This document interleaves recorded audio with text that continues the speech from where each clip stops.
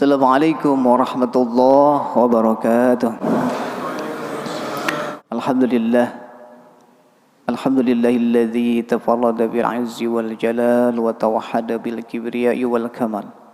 Asyhadu an la ilaha illallah wahdahu la syarika lah alladzi khassa man syaa min 'ibadihi bil ma'athiril hikmiyah. Wa asyhadu anna Muhammadan 'abduhu wa rasuluhu alladzi khassahu Allah ta'ala bi jami'il kamalatil 'ubudiyah. Rabbi shrah li sadri wa yassir li amri wahlul 'uqdatam min lisani yafqahu qawli. Subhanaka la ilma lana illa ma 'allamtana innaka antas samiul alim. Amma ba'du, Bapak Ibu hadirin ahli berjamaah salat subuh. Alhamdulillah pagi ini kita sudah menyelesaikan sebagian kewajiban kita, yaitu sholat subuh berjamaah. Semoga sholat subuh yang kita laksanakan pada hari ini Allah terima amal ibadah sholat subuh kita. Dan mudah-mudahan Allah berikan kesempatan kita ke depannya untuk selalu bisa melaksanakan sholat subuh berjamaah di masjid ini. Salawat beserta salam semoga selamanya tercurahkan kepada Habibana wa Nabiyana Muhammad sallallahu alaihi wasallam. Tak lupa kepada para sahabat, para tabi'in, para tabi'at, kita sebagai umatnya yang selalu mendapatkan syafaat dari Rasulullah. Semoga ya Allah berikanlah kami nanti di yaumul qiyamah syafaat dari Rasulullah sallallahu alaihi wasallam. Bapak Ibu hadirin yang saya hormati, mohon maaf tidak bisa disebutkan satu persatu namanya. Alhamdulillah pada kali ini saya bisa bertemu kembali untuk melaksanakan kajian bersama-sama mengkaji kitab Nashihul Ibadah. Tidak terasa sekarang kita sudah masuki tanggal ke-20 ya Pak ya. 20 bulan Sya'ban. Artinya tinggal 10 hari lagi kita memasuki bulan suci Ramadan. Semoga Allah Subhanahu wa taala memberikan kita kesehatan, memberikan umur yang panjang, bisa bertemu dengan bulan suci Ramadan, bisa melaksanakan ibadah puasa 1 bulan full, dan mudah-mudahan ibadah puasa tahun ini adalah ibadah puasa yang terbaik daripada tahun-tahun yang lalu. Baik Bapak Ibu hadirin rahimakumullah, sebelum kita melanjutkan kepada kajian kitab Nashihul Ibadah, kita tawassulan baca Fatihah dulu. Kita mudah-mudahan dapatkan berkah dari muallif kitab yang mengarang kitab, sehingga mudah-mudahan kita mendapatkan ilmu yang bermanfaat. Ila hadratin Nabi Mustafa Rasulullah sallallahu alaihi wasallam wa ala alihi wa ashabihi wa azwajihi wa dzurriyyatihi wa ali baitihi. Syaulillahi lahumul Fatihah. A'udzu billahi minasyaitonir rajim. Bismillahirrahmanirrahim. Alhamdulillahi rabbil alamin arrahmanir rahim maliki yaumiddin. Iyyaka na'budu wa iyyaka nasta'in. Ihdinas siratal mustaqim. Siratal ladzina an'amta 'alaihim ghairil maghdubi alaihim waladdallin. Wa ila hadrati muallifi fi hadzal kitab. Rahimahullah ta'ala wa ghafara dhunubahu wa nafa'ana bi ulumihi wa barakatihi wa ada alaina barakati bihaqqi yawmil Qur'an. Al-Fatihah.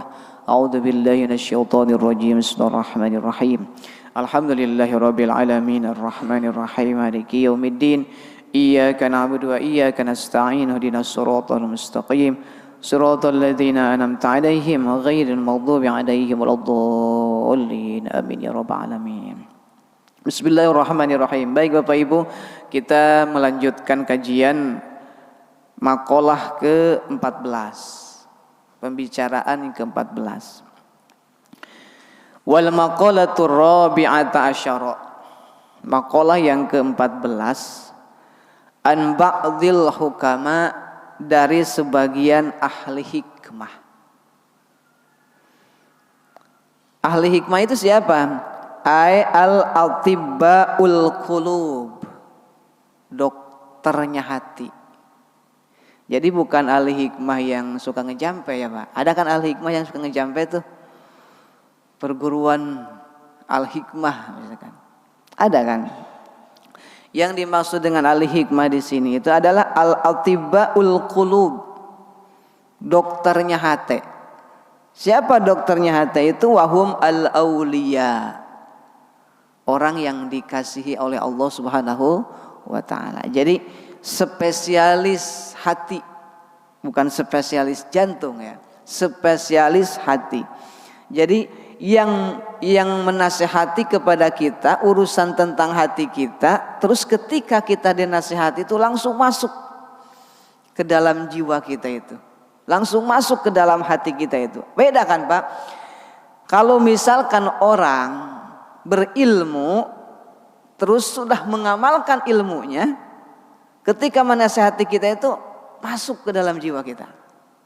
Beda dengan saya. Kalau saya baru bisa menjelaskan, kadang belum bisa mengamalkannya.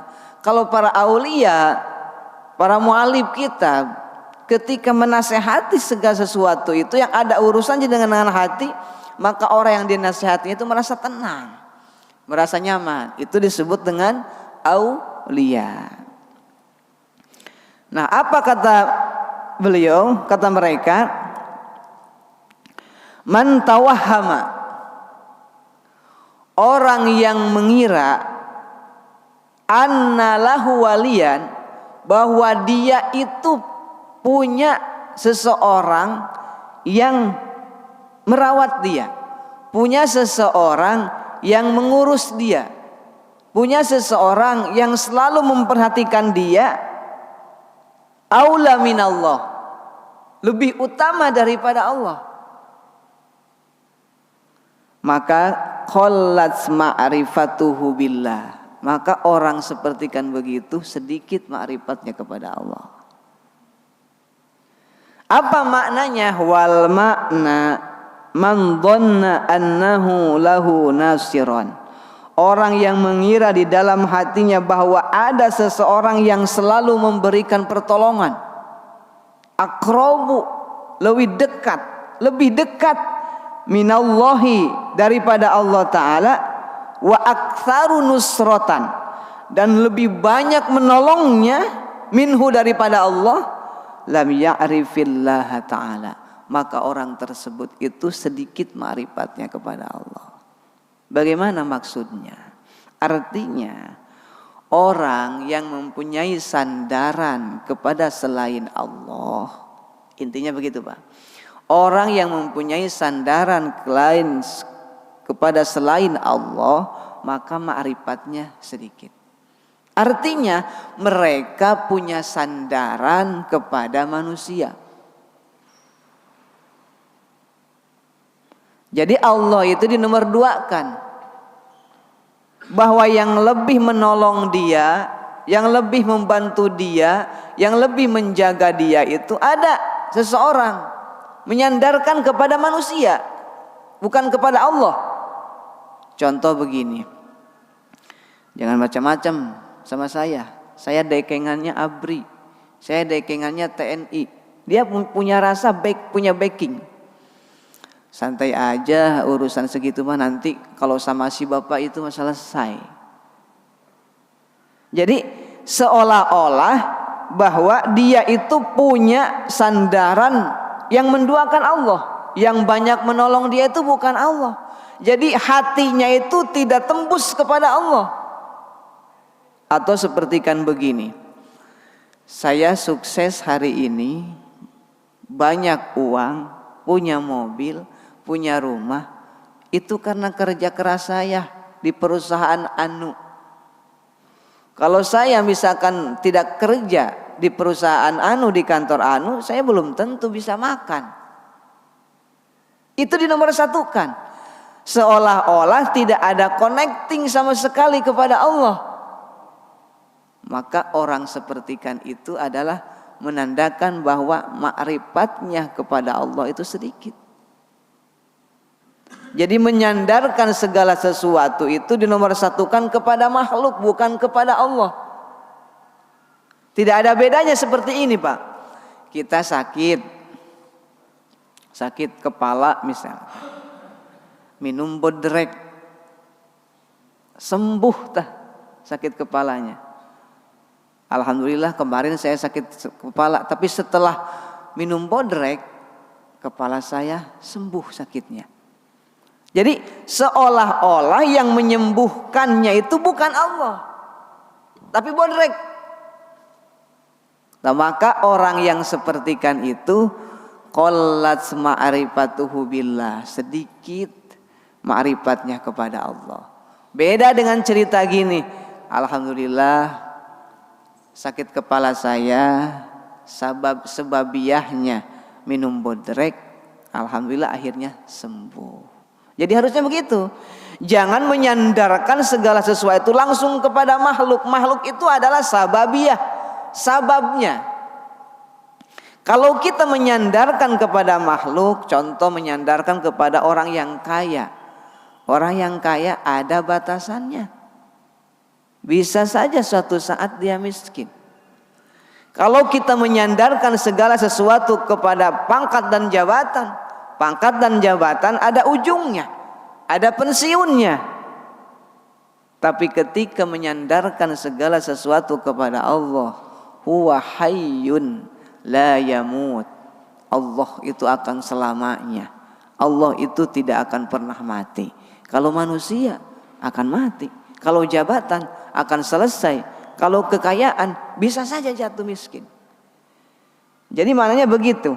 Orang yang menyandarkan bahwa dia punya backingan kepada selain Allah, bahkan Allah itu dinomor duakan, aula minallah, ada yang lebih utama daripada Allah, maka ma'rifatnya orang tersebut, mengenalnya kepada Allah itu tandanya orangnya tipis, mengenal kepada kekuasaan Allah. Itu. Selanjutnya, wa man tawahhama, orang yang mengira anna lahu aduwan, bahwa dia itu punya musuh, a'da min nafsihi, yang mana musuhnya itu lebih kuat daripada dirinya, qallat ma'rifatuhu bin nafsihi, maka sedikit orang itu mengenal kepada dirinya. Apa artinya?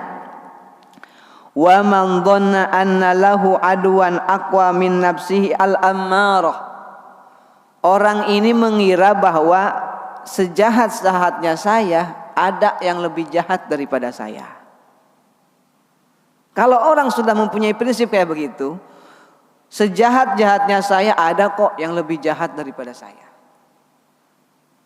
Saya jelek, ada kok yang lebih jelek daripada saya. Artinya apa? Orang tersebut itu menganggap bahwa dirinya itu lebih baik daripada orang lain. Begitu kan maksudnya? Jadi saya jelek nih, tapi ada yang lebih jelek daripada saya. Saya jahat, tapi ada yang lebih jahat daripada saya. Berarti orang itu menganggap dirinya itu lebih baik daripada orang lain. Bagaimana kalau misalkan orang sepertikan itu qallat nafsahu, dia sedikit mengenal dirinya. Artinya orang tersebut tidak tahu diri. Orang tersebut itu tidak introspeksi diri, bahwa segala sesuatu dia aja yang paling baik, dia aja yang paling bagus daripada yang lain. Maka qallat ma'rifatu binafsi, dia itu tandanya orang yang tidak introspeksi diri. Kenapa mengatakan demikian ulama? Mungkin ada orang sepertikan itu. Jadi di pandangan dia itu orang itu selalu salah, orang itu selalu kurang. Yang benar itu dia, yang sempurna itu dia, yang paling pintar itu dia. Maka qallat ma'rifatuhu binafsi, dia sedikit mengenal dirinya. Artinya tidak tahu diri, tidak introspeksi diri. Maka dia itu terkena dengan aqwa min nafsihil ammarah wal lawwamah. Jadi di dalam jiwa kita itu ada nafsu amarah, ada nafsu lawwamah.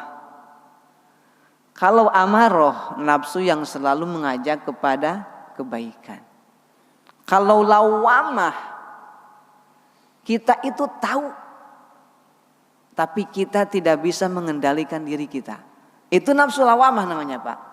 Kita itu tahu, tapi kita tidak bisa mengendalikan diri kita.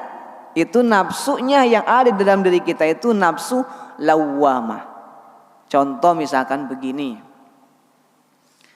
Kita membicarakan aib orang lain, itu tahu dosa. Pernah gak Pak begitu Pak? Pernah gak? Pernah lah. Kita tahu membicarakan aib seseorang, membicarakan kejelekan seseorang itu dosa. Tahu kita itu dosa. Mengambil hak orang lain itu tahu dosa. Gak mungkin sekarang sebodoh-bodohnya orang terhadap agama, gak mungkin, gak bakalan gak tahu kalau mengambil hak orang itu tidak dosa. Kalau membicarakan orang itu tidak dosa. Kalau misalkan mencemoohkan tidak dosa. Pasti tahu dosa. Tapi diri kita tidak bisa menjaga diri kita dari itu. Akhirnya kita apa? Terjerumus, membicarakan orang lain, mengambil hak orang lain. Maka itu disebutkan dengan nama nafsul lawwamah. Itu. Contoh jangan tersinggung, yang bukan maksud tersinggung. Contoh begini. Di Masjid Nurul Hasanah ini setiap Ahad pagi itu ada kajian. Betul gak Pak Haji? Diumumkan di WA. Di WA diumumkan, disebarkan bahwa insya Allah besok pagi ada kajian kitab anu, penceramahnya anu. Ada kajian kitab anu, penceramahnya anu. Dia baca di WA. Tahu bahkan, tapi tidak hadir. Tidak hadir ke pengajian ini, Bang. Dia tidak ada udzur syar'i, tidak ada udzur yang membolehkan meninggalkan pengajian. Ada di rumah misalkan nonton TV. Mohon maaf. Bukan niat untuk mengurus hidup orang, bukan. Bahwa ini menjelaskan bahwa nafsu lawwamah itu kita tahu kepada hal sesuatu tapi kita tidak bisa menahannya. Orang habis sholat subuh berjamaah, capek, ngantuk, dipaksakan ngaji. Tapi dia pulang. Padahal dia tahu ini ada pengajian. Apalagi yang tidak pernah seorang laki-laki datang ke masjid. Bukan tidak tahu, yakin. Seorang laki-laki lebih afdol sholat di masjid. Pasti tahu semuanya. Tapi ada kendala yang tidak bisa mengontrol egonya, mengontrol emosinya sehingga tidak pernah datang ke masjid. Padahal tahu sholat seorang laki-laki afdolnya berjamaah di masjid. Padahal tahu misalkan pagi ini ada kajian, dia pulang, tidak ikut kaji. Yang menjadi pertanyaan Pak, nuntut ilmu itu wajib atau tidak Pak? Wajib. Nuntut ilmu itu wajib. Thalabul ilmi fardhatun ala kulli muslimin. Menuntut ilmu itu wajib. Bahkan kalau dikoreksi, digali kalimahnya Pak, thalabul ilmi fardhatun. Menuntut ilmu itu fardhah. Fardhah itu ada, wajib.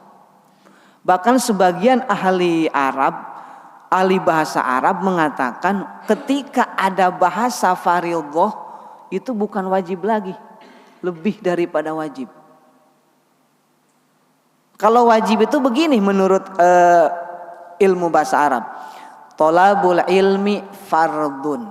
Harusnya menuntut ilmu itu fardu atau wajib. Tapi di sini kenapa Nabi mengatakan thalabul ilmi fardhatun, bukan fardun? Ini menandakan bahwa nuntut ilmu itu lebih wajib bahkan daripada sholat. Ziyadatul bina tadullu ala ziyadatil ma'na. Fardun wajib, fardhatun lebih wajib. Kenapa dikatakan nuntut ilmu lebih wajib daripada sholat? Karena yang mengatur sah atau tidaknya sholat, yang akan menilai bagus dan tidaknya sholat adalah ilmunya. Betul gak Pak? Bagaimana kita tahu bagaimana cara prakteknya sholat yang benar kalau tidak ada ilmunya? Berarti menandakan bahwa ilmu itu lebih wajib untuk dituntutnya, bukan fardu kifayah. Nuntut ilmu itu fardu ain. Fardu ain itu wajib kepada setiap orang, tidak bisa dibadalkan. Beda dengan fardu kifayah. Kalau fardu kifayah itu bisa dibadalkan, bisa diganti dengan orang lain. Contoh, ketika di sini ada tetangga yang meninggal, terus kita menyolatkannya di sini, itu hukumnya fardhu ain atau fardhu kifayah? Fardhu ain atau fardhu kifayah, Pak? Fardhu kifayah. Misalkan Bapak tidak ikut menyolatkan, tapi ada yang menyolatkan di sini, kita dosa gak? Dosa gak? Enggak, karena sudah terbadalkan, tergantikan dengan yang itu. Bedanya fardu kifayah dengan fardu ain. Meskipun kita misalkan sebetulnya karena capek atau karena emang malas aja ikutnya, lagi malas, lagi capek, ada sholat jenazah tapi banyak, meskipun tidak banyak minimal ada yang menyolatkan aja di sini.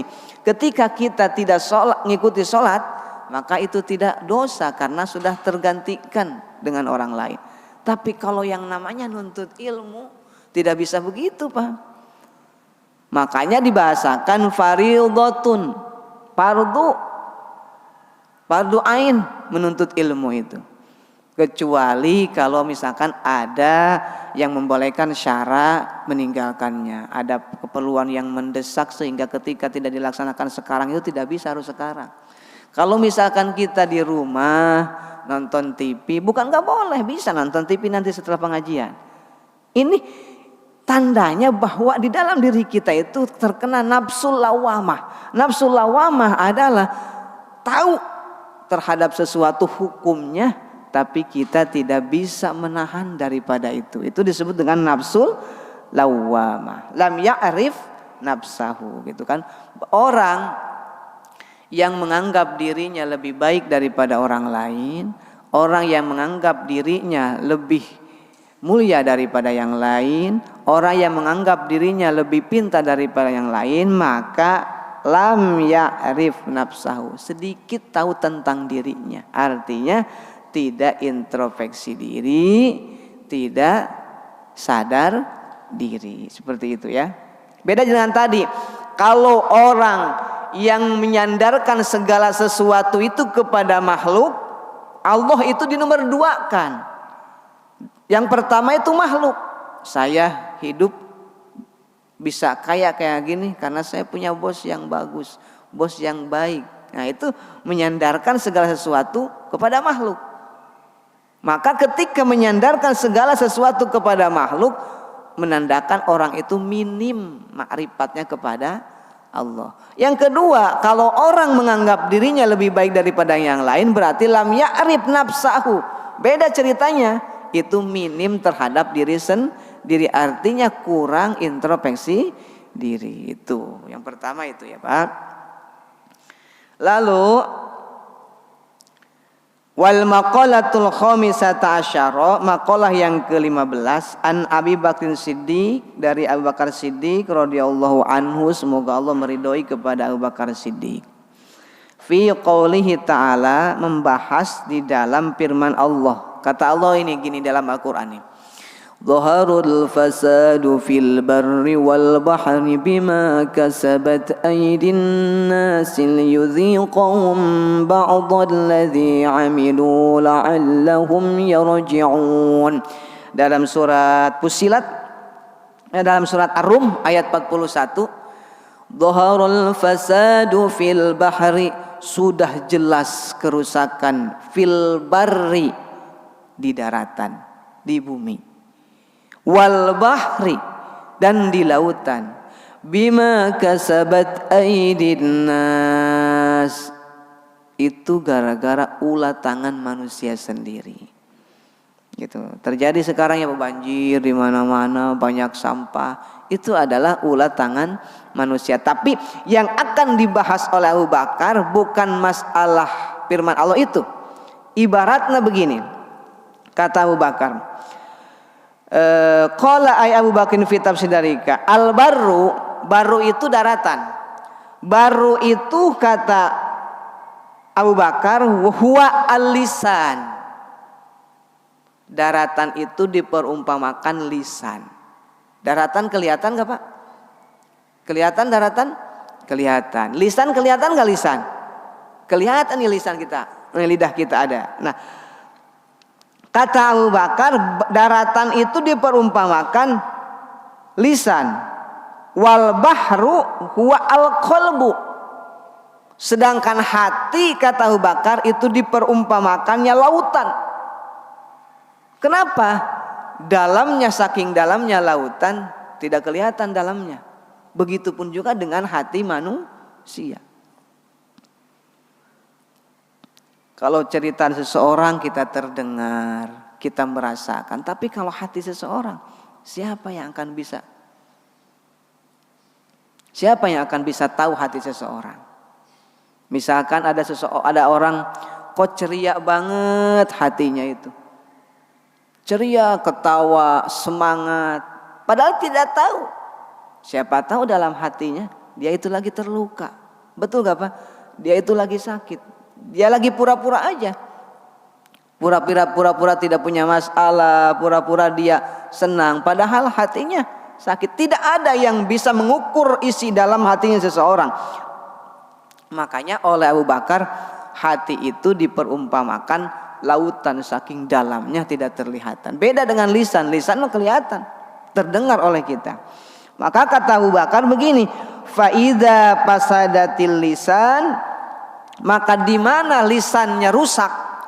Rusak bagaimana? Bisyabbi. Rusaknya itu baik dia memarahi orang, baik dia itu membuli orang, baik itu adalah memfitnah orang misalkan. Maka apa yang terjadi? Bakat alaihin nufus, maka banyak orang yang menangis. Ketika lisan kita rusak,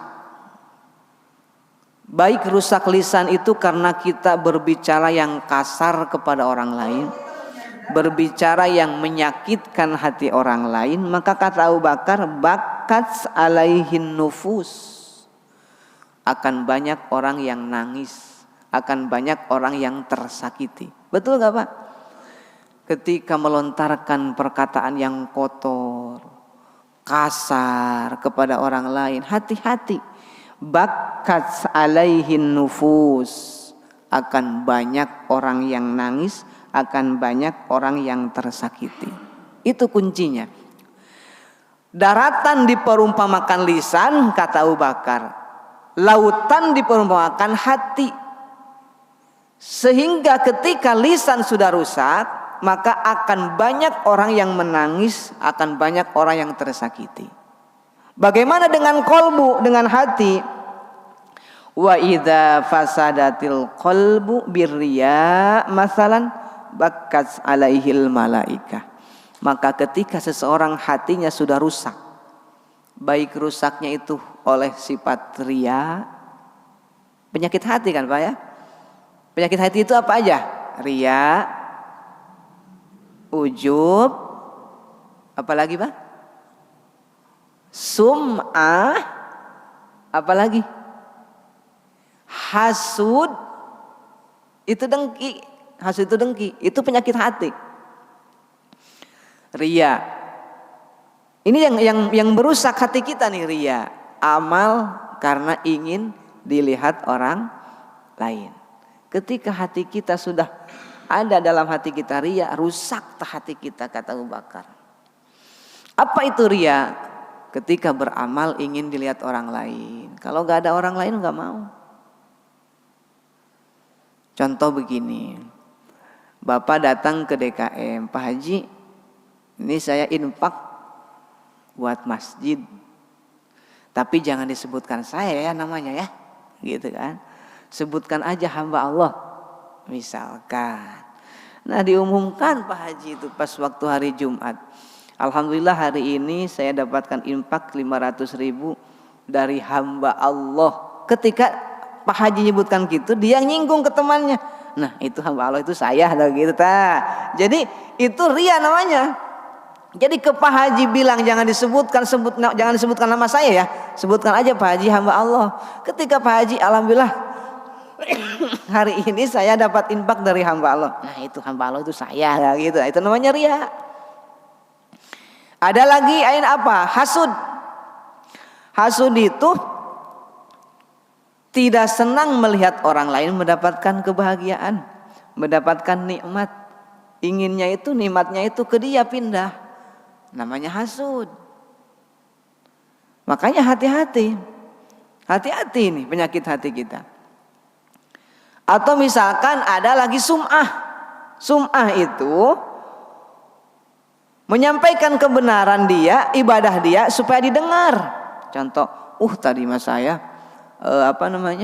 ngaji Quran enak banget.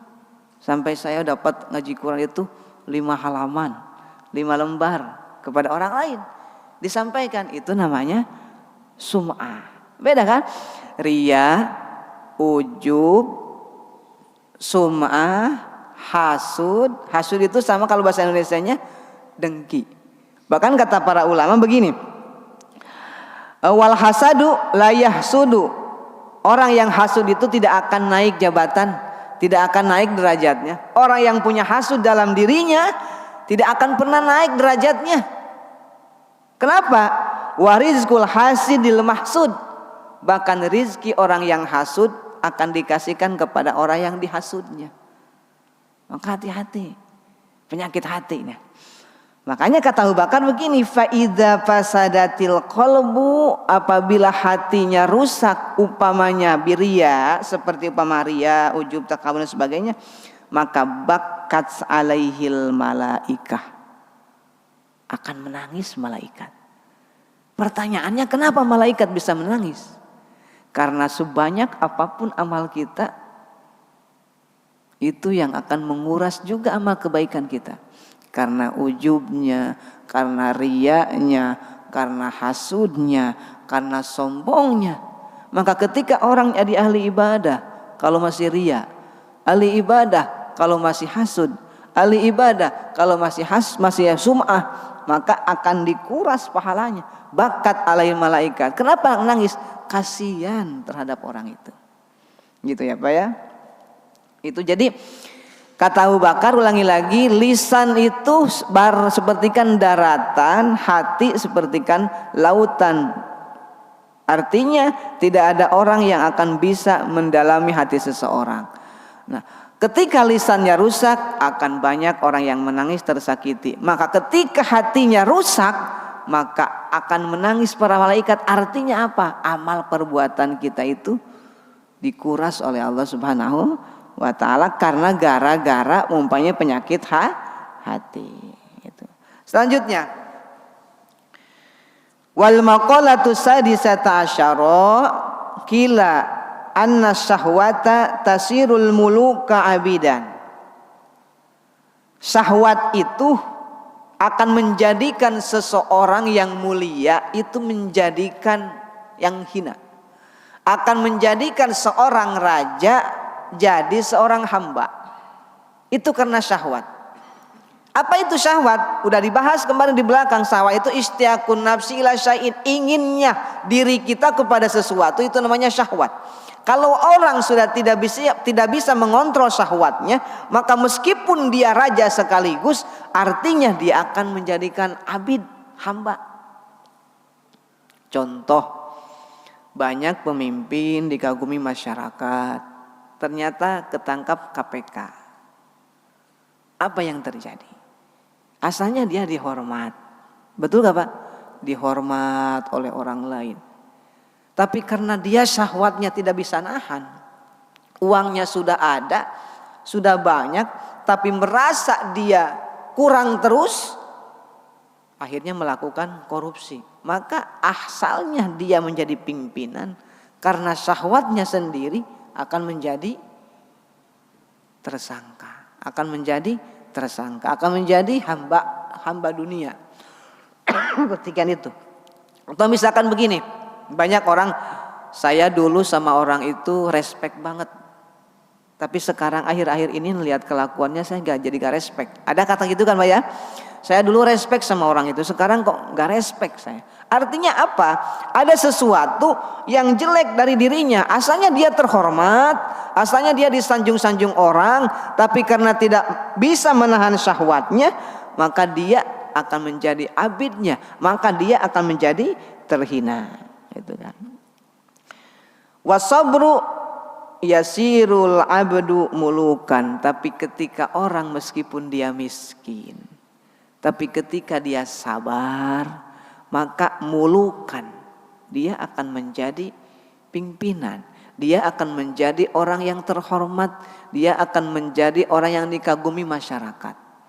Asalnya orang itu disepelekan sama orang, dunianya gak ada, ilmunya gak ada, tapi sabar dia, dijelek-jelekin, difitnah dan lain sebagainya.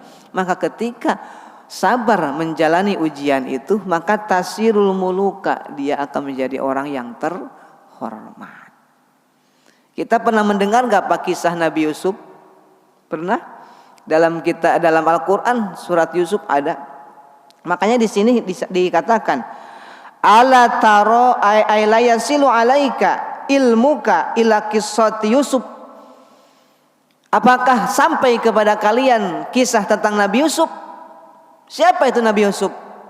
Nabi Yusuf itu putra Nabi Yusuf itu putra Nabi Yakub. Nabi Yakub putra Nabi Yakub putra Nabi Nabi Ishak. Ishak putra Nabi Ibrahim. Lumayan tuh kajian hari ini, tahu-tahu nama-nama Nabi dan orang tuanya, lumayan banget. Yusuf putra Nabi Yakub. Yakub putra Nabi Ishak. Ishak putra Nabi Ibrahim. Ibrahim punya 2 anak. Yang pertama Ishak, yang kedua Ismail. Oh, ini pelajaran SD sebetulnya, Pak. Gitu kan? Yusuf putra Nabi Ishak, Yusuf putra Nabi Yakub, Yakub putra Nabi Ishak, Ishak putra Nabi Ibrahim. Ibrahim punya anak 2, Ishak sama Ismail. Ishak keturunannya Yakub, Yusuf. Kalau Ismail keturunannya sampai kepada siapa? Nabi Muhammad sallallahu alaihi. Jadi Nabi Muhammad SAW itu dari jihad Ismail. Itu kan datangnya. Ada kan ceritanya. Jadi Nabi Yusuf itu punya saudara 11. Berarti Nabi Yakub punya anak berapa? Berapa, Pak? 12. Yusuf punya saudara 11. Berarti Nabi Yakub punya anak 12. Nah, di antara anak yang paling disayang oleh Nabi Yakub itu Nabi Yusuf. Sehingga yang lain saudara-saudaranya yang 11 itu iri kepada Nabi siapa? Yusuf. Diabadikan pada dalam Al-Quran tuh. Ini menjelaskan tentang perjalanan sabarnya Nabi Yusuf. Suatu ketika kan Nabi Yusuf diajak oleh saudaranya untuk mengembala kambing, gitu kan? Ini cerita sabar nih, Pak, untuk mengembala kambing. Saudara Nabi Yusuf yang 11 itu izin kepada Nabi Yakub, wahai ayahku, aku izin pada hari ini saya akan mengajak Nabi Yusuf untuk mengembala kambing. Nabi Yakub berat hatinya, keberatan, gak boleh asalnya, gak boleh Nabi Yusuf ikut gembala kambing. Tapi saking didesaknya oleh saudaranya tuh, akhirnya Nabi Yakub mengizinkan Nabi Yusuf ikut bersama saudaranya yang 11 itu mengembala kambing. Apa yang terjadi, Pak? Karena yang 11 itu saudaranya mempunyai sifat iri, Pak. Ini nih masalahnya. Yang mempunyai sifat iri, mempunyai sifat hasud. Karena apa? Karena Nabi Yusuf dibedakan oleh Nabi Yakub. Kenapa? Karena Nabi Yusuf terlihat ada sifat kenabian di dalam dirinya meskipun masih kecil. Sehingga yang lain saudaranya ngiri tuh. Diajak mengembala, singkat ceritanya, Pak. Dari surat Yusuf, coba Bapak baca surat Yusuf dan terjemahnya, ada kisahnya lengkap di situ. Jadi dibawa tuh Nabi Yusuf sama saudara yang 11 itu mengembala kambing. Ternyata yang saudaranya itu sudah punya tujuan, dia akan membunuh Nabi Yusuf. Karena tidak senang melihat Nabi Yusuf disayang sama Nabi Yakub, disayang sama bapaknya. Sementara dia tidak disayang, gitu pikiran dia. Padahal tidak ada yang mungkin orang tua begitu ya, pasti sayang kepada anaknya semua, tapi ada aja. Makanya begini, bener, Pak, jangan terlalu percaya sama orang lain. Jangankan orang lain, saudara kandung bisa menyakiti, Pak, suatu saat. Betul gak? Ini kisah Nabi Yusuf. Jangan terlalu percaya kepada orang lain, maka percaya kepada Allah. Jangan menyandarkan segala sesuatu kepada orang lain. Manusia itu ada rusaknya. Nah gitu kan. Nah berangkatlah Yusuf tuh sama saudaranya. Ternyata ketika di perjalanan Yusuf itu kan dibuang ke sungai.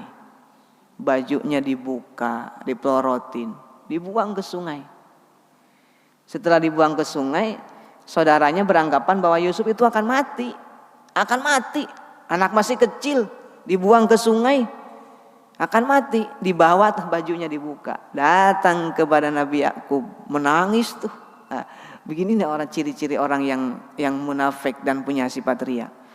Menangis di depan Nabi Yakub, ya Allah, wahai ayahku, mohon maafkan kami. Ternyata kami tidak bisa menjaga Nabi Yusuf. Nabi Yusuf diterkam harimau. Nabi Yusuf dimakan harimau ketika kami lagi mengembala. Kami tidak tahu. Tahu-taunya sisanya ada bajunya nih. Bajunya berdarah. Padahal bajunya itu darahnya darah apa? Kambing. Gembalaannya. Itu kan. Diceritakan kepada Nabi Yakub. Akhirnya Nabi Yakub apa? Menangis. Menangis Nabi Yakub itu, menyesal telah mengizinkan Nabi Yusuf ikut dengan saudaranya, padahal berbohong. Singkat cerita apa? Nabi Yusuf masih hidup, Pak. Ini kisah kesabarannya ya. Nabi Yusuf masih hidup.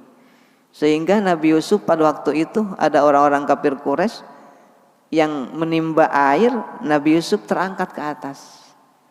Masih hidup, dirawat, udah lama kelamaan. Ada seorang raja yang mempunyai istri namanya Zulaikha gitu kan. Yang mempunyai istri namanya Zulaikha. Tertarik dengan Nabi Yusuf, dibelilah Nabi Yusuf. Dibeli Nabi Yusuf, dirawat. Lama kelamaan kan Nabi Yusuf itu ganteng, Pak. Kita mah tidak ada apa-apanya. Jadi urutan Nabi yang paling ganteng itu Nabi Muhammad 50. Nabi Yusuf 25. Nah 25 dibagi ke sedunia, Pak. Yang 25-nya dibagi ke sedunia. Begitu gantengnya Nabi Yusuf sehingga Zulaikha terpikat dengan kegantengannya. Dibeli kayak anak angkat gitu loh. Karena angkat dibeli. Karena semakin hari semakin beranjak dewasa, Nabi Yusuf kelihatan sifat kenabian dan gantengnya. Akhirnya apa? Zulaikha terasa tertarik mencintai Nabi Yusuf. Gitu kan? Sehingga suatu ketika singkat cerita Nabi Yusuf dipaksa oleh Siti Zulaikha untuk berhubungan badan. Karena saking cintanya Zulaikha kepada Nabi Yusuf. Nabi Yusuf pada saat itu pas sempat tergoda.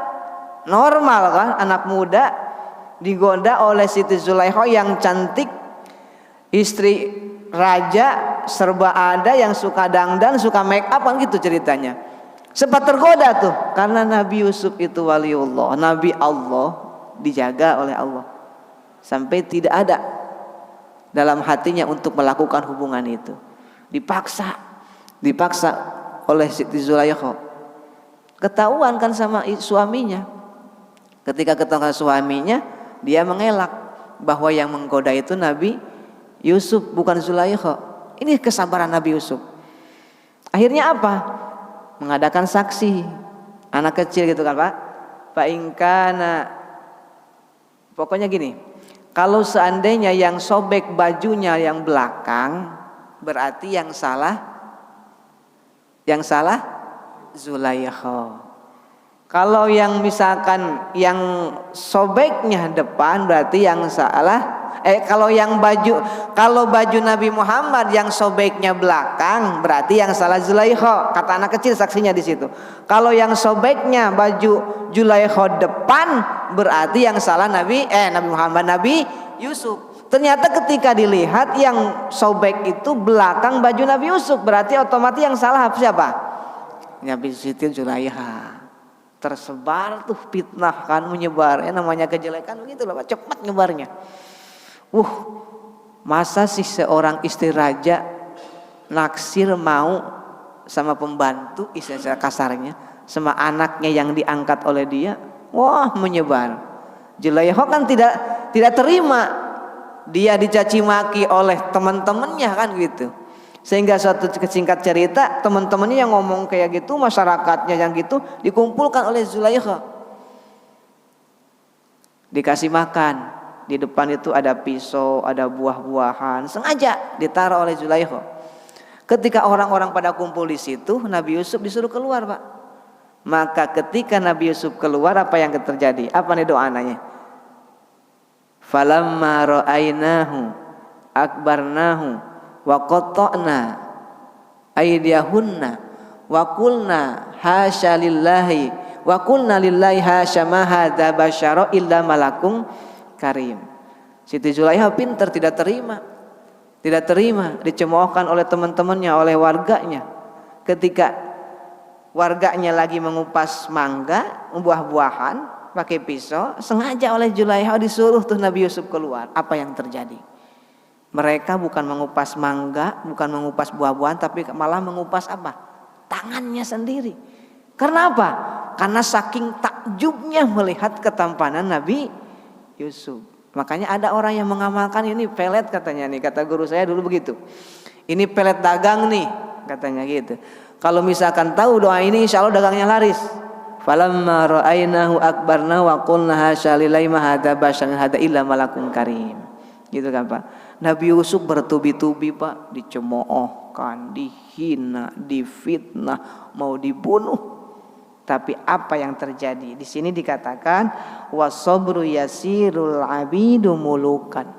Sabar itu akan menjadikan seorang abid. Nabi Yusuf kan abidnya Siti Zulaikha. Tapi dengan kesabarannya apa? Mulukan. Akhirnya Nabi Yusuf diangkat raja, diangkat oleh Allah menjadikan nabi. Ini dari buah kesabaran yang dimiliki oleh Nabi Yusuf. Gitu ya Pak. Sudah jam 6 lebih ya Pak ya. Mungkin bahasan pagi ini cukup disampaikan sampai sini aja. Barangkali ada yang mau nanya tentang materi yang saya sampaikan tadi.